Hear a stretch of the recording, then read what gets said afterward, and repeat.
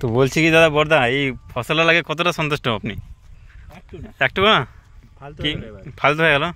ওই টাকাই জুয়া খেললে লাভ ছিল, ওই আইপিএলে মানে টাকাটা লাগালে।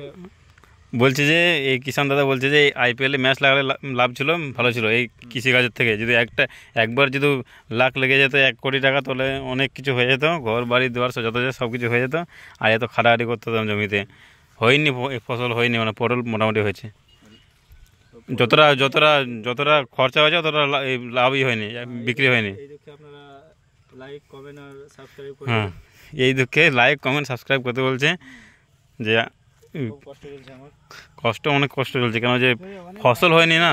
ফসল আপনাদের কিষান, যদি কষ্ট হ্যাঁ, কিষানদের যদি ফসল ঠিকঠাক না হয় তো অনেক কষ্ট হয় সত্যি। কিন্তু এই কথাটা সত্যি, আমরা মজা করছিলাম ভিডিওতে, কিন্তু এই কথাটা সত্যি যে কিষানদের যদি ফসল ঠিকঠাক না হয়, যদি ঠিকঠাক লাভ না পায়, তাহলে অনেকটাই ওদের দুঃখ হয়। ফসল দেখো, মানে পটলগুলো খুবই কম হয়েছে, মানে অনেক।